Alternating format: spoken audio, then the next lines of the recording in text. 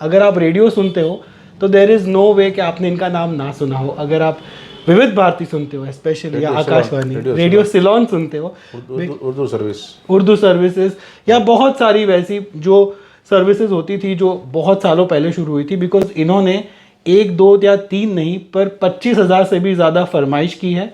और कई लाख 2 लाख से, लाख 1.5 लाख से भी ज़्यादा। अगर मैंने लिस्ट लिख कर तैयार किया होगा तो रिलीज ऑफ लिम्का बुक में भी मेरा नाम आ जाता। अरे तो हमने वो अभी तक किया नहीं, हम कर सकते हैं। नहीं, लिस्ट तो नहीं किया मैंने। तो पहले तो आकाशवाणी के सभी स्टेशनों में मैं फरमाइश भेजता था। बाद में धीमे धीमे क्या हुआ कि जो सुन सकते हैं उसी रेडियो स्टेशन पर मैं फरमाइश अभी भी जारी है। ओके, तो ये सिलसिला कब शुरू हुआ? ये बात है 1957-58 की। ओके, मैं थोड़ा याद है, मैं रिलेटिव के घर गया था। घर में वो झूला पर बैठा था, बाद में ट्रांजिस्टर था। तो ट्रांजिस्टर मैंने पहली बार देखा तब। तो मैंने ट्रांजिस्टर उठाया, चालू किया और कांटा घुमाने लगा। तो मदर इंडिया का गाना आ रहा था, बटन नहीं खोलू से या तोड़ा के गाना मुझे बहुत अच्छा लगा, तो मैंने रोक दिया। तो पूरा गाना सुनने के बाद जब अनाउंसमेंट हुआ कि अभी आप सुन रहे थे फिल्म मदर इंडिया का नगमा, लता जी ने गाया था, शकील के बोलते और नौशाद का संगीत था। जो आवाज़ थी वो मुझे बेहद पसंद आ गई, और वो आवाज़ थी रेडियो सिलोन के अनाउंसर गोपाल शर्मा की। अच्छा, तब से मैं रेडियो सुन रहा हूँ और आज भी जारी है। गोपाल शर्मा से भी 1-2 बार मुलाकात भी हो चुकी है। अच्छा, ओके। हाँ। जो आरजे थे, मतलब जो अनाउंसर आरजे थे, और वो 1956 से 1967 तक रेडियो सिलोन में रहे। ओके, तो वहाँ से जो सिलसिला शुरू हुआ उसको आपने कैसे, फिर आप आगे कैसे लेके गए उसको? पहले तो क्या हुआ कि जब गाना मैंने सुना तो अच्छा लगा, तो मैंने सोचा कि रेडियो स्टेशन पर ये गाने कब ब्रॉडकास्ट होते हैं। ओके, तो मैंने सुन लिया कि सुबह 7 बजे शुरू होता है, 10 बजे तक, और रात को 7 बजे से 11 बजे तक अलग अलग प्रोग्राम आते थे। और जो गाने आकाशवाणी पर नहीं बजते थे वो रेडियो सिलोन पर सुनने को मिलते थे। इसलिए रेडियो सिलोन की लोकप्रियता में 4 चांद लग गए। ओके, हाँ, ऐसे कई गाने हैं जो आकाशवाणी पर ब्रॉडकास्ट नहीं होते। ओके, उसका कोई खास रीज़न था या? उसमें रीज़न तो कुछ ऐसा है, प्यार का नगमा हो, कोई ऐसा गाने में ऐसा वर्ड जाता हो, तो वो सोच लेते हैं कि ये गाना नॉट अप्रूव्ड फॉर ब्रॉडकास्ट। अच्छा, सेंसरशिप आ जाता है, और रिकॉर्ड पर लिख लेते हैं कि not approved for broadcast. Not approved for broadcast, okay. लेकिन आपने जो सिलसिला शुरू किया फरमाइशें भेजने का, वो उस ज़माने में तो ना व्हाट्सएप था ना SMS था, राइट।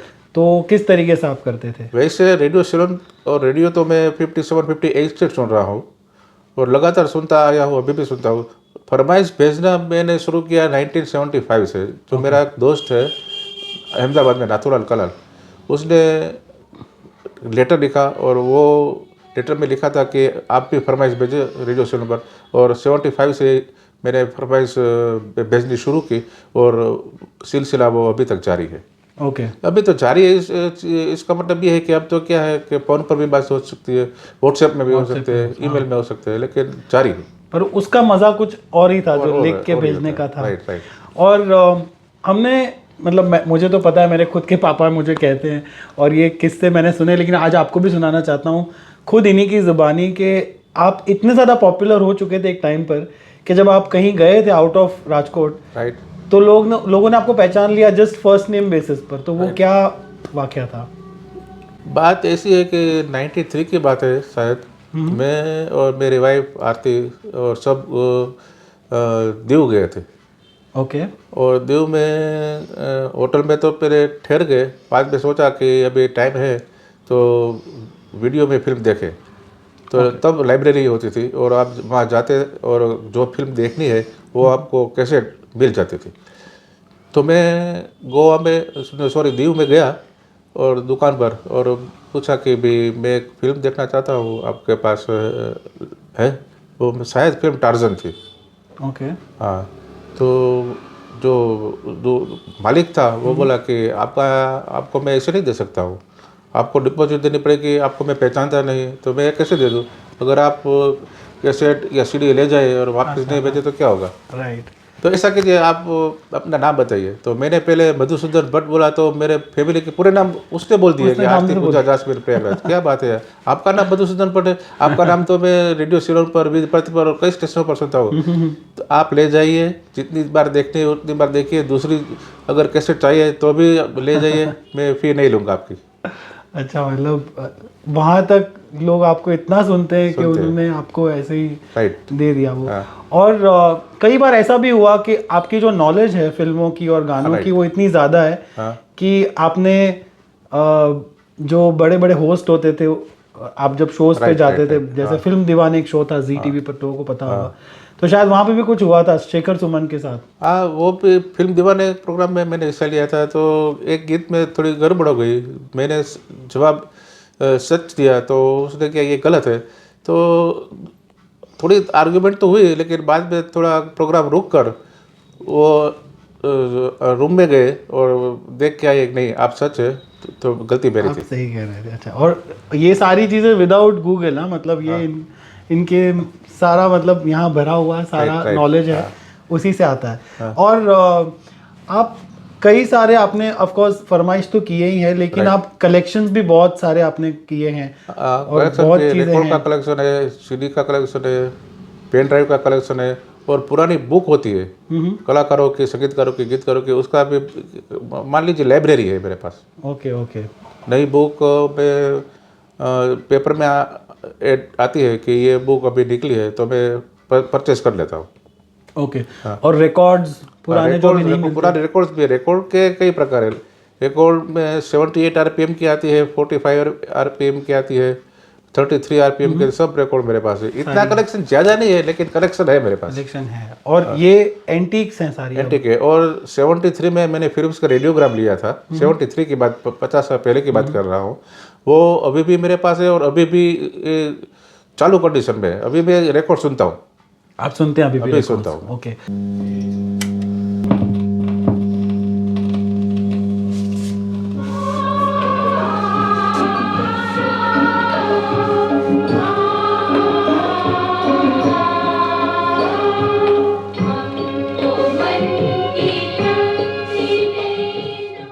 और आपके पास रेडियो का कलेक्शन कितना है? वो क्या बात की, रेडियो का कलेक्शन तो आप अगर आप मैं बोलो तो आप पहले तो सोच में पड़ जाएंगे कि मेरे पास 35 रेडियो सेट है, अलग अलग कंपनी के। ओके। कितना पुराना पहला वाला जो है? पहला रेडियो मेरे नाना जी ने मुझे दिया था 49 में, नेशनल एको रेडियो। ओके। हाँ, वो अभी भी है। वो चल रहा है? वो थोड़ा चल रहा है, थोड़ा नहीं चल रहा है। अच्छा। और दूसरे तो फिल्म्स के है, सोनी के है, सानियो के है, कई नेशनल पैनासोनिक के है, कई रेडियो मेरे पास है। राइट। और आपको कई सारे ये रेडियो भी बताता हूँ, ये देखिए शार्प रेडियो, शार्प का रेडियो है। हाँ, ये तो सिर्फ एक नमूना है, बाकी ऐसे कई रेडियो मेरे पास है। ये कितना पुराना है? ये 5-6 साल पुराना है। ओके। आपको कई सारे अनाउंसर्स भी जानते हैं, राइट? हमको पर्सनली भी मिले हो, जैसे आप, तो उनके बारे में थोड़ा बताइए। वैसे जब रेडियो सिलोन सुनने का शुरू किया मैंने, तो मैंने सोचा था कई वर्षों पहले की बात है कि एक बार रेडियो सिलोन की मुलाकात तो लेनी ही है। हाँ। तो ये मौका फर्स्ट टाइम 79 में मुझे मिल गया। ओके। 79 में मैं रेडियो सिलोन गया था, तो दलवीर सिंह परमार से मुलाकात पहले भी हो चुकी थी, वो इंडिया आए थे, और वहाँ जाकर मैंने उससे मुलाकात ली, और उसका मेरा इंटरव्यू भी ब्रॉडकास्ट रेडियो सिलोन पर 79 में हुआ था। और सब अनाउंसर खुश हो गए थे तब। ओके। तो तब उसके पास 65,000 रिकॉर्ड थी रेडियो सिलोन के पास 79 में। ओके।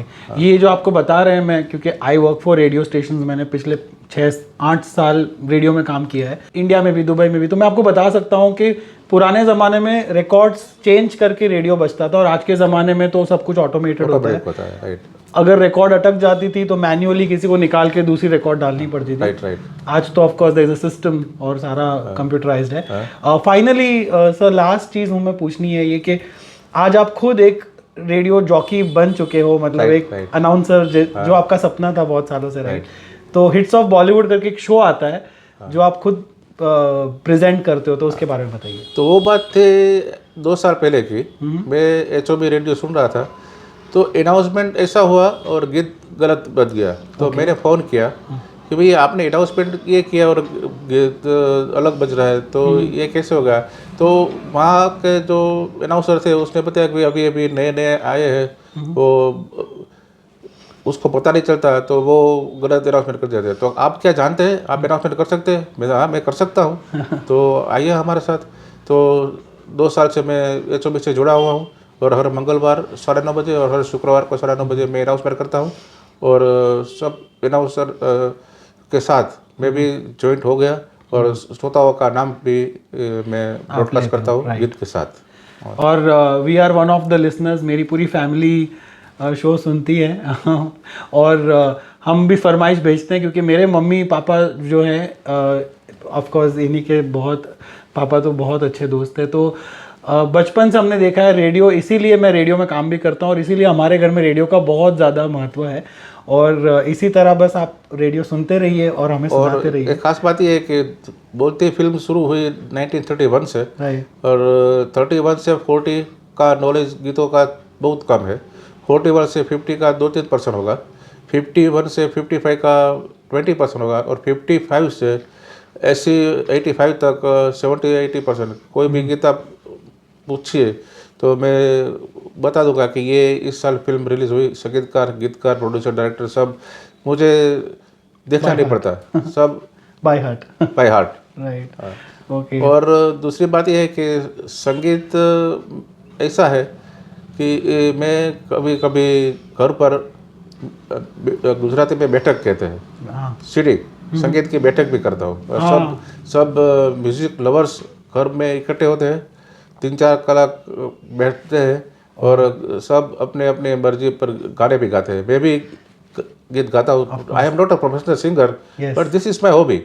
मोहम्मद रफ़ी के गाने गाता हूँ, हेमंत कुमार के, किशोर कुमार के, साइगल के, सब गाने मेरी आवाज़ में गाता हूँ, और ठीक से गाता हूँ। जैसे मुकेश का गीत है, चांद आहे परेगा, फूल दिल थाम लेंगे, हुस्न की बात चली तो सब तेरा नाम लेंगे, चांद आहे भरेगा। ये मुकेश की आवाज़ है। अब मोहम्मद रफ़ी की आवाज़ में एक सुनाता हूँ।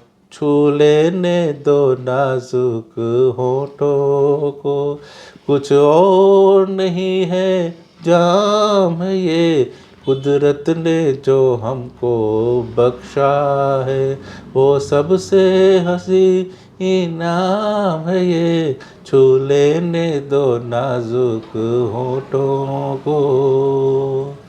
हेमंत कुमार की आवाज़ है, दिल अब कहीं ले जा, ना किसी का मैं, ना कोई मेरा। और अंत में साइकिल का, जब दिल ही टूट गया, जब दिल ही टूट गया, हम जी के क्या करेंगे, हम जी के क्या करेंगे, जब दिल ही टूट गया। आज भी रेडियो स्टेशन पर पुरानी फिल्मों के गीतों के कार्यक्रम में आखिरी गाना साइकिल का बजता है। ये मतलब रूल है। हाँ। Okay sir, but thank you so much. हम तो बहुत ज़्यादा मतलब एकदम खो से गए थे आपकी सिंगिंग में, और आपने जो बातें बताई, it really really is a rare piece of gem, जो मतलब लोगों को नहीं मिलता। आखिर में ये बात बता दूँ कि बिना का गीत वाला का प्रोग्राम में जब से शुरू हुआ तब से तो बहुत छोटा था, वो भी 58 से सुन रहा हूँ, और साप्ताहिक लिस्ट भी मेरे पास है, और आखिरी प्रोग्राम आता है उसका भी कलेक्शन मेरे पास है कि कौन से साल में कौन सा गीत फर्स्ट आया। ये भी मेरे पास रिकॉर्ड है। और फिल्मी बुक तो कितनी है तो मैं बता नहीं सकता। राइट, पूरी लाइब्रेरी है। पूरी लाइब्रेरी है मेरे पास। Okay, thank you so much. आपने आपका कीमती वक्त दिया हमें और इतनी अच्छी बातें बताई। आई एम श्योर जितने भी देखने वाले रॉन्वर्सेशंस के और मेरे चैनल के, वो चाहेंगे कि मधु भाई जैसे लोग और भी ज़्यादा जो रेडियो के बहुत जेन्युइन फैंस होते हैं और जो प्योरिटी से सुनते हैं और प्योरिटी से बातें बताते हैं, वो और ज़्यादा मैं लेकर आऊँ। I am also very thankful कि you taken your time and then you gave me this opportunity. Really, I am very thankful. Pleasure is all mine, thank you so much and all the best आपके show के लिए. Okay, thank you, Robert, thank you.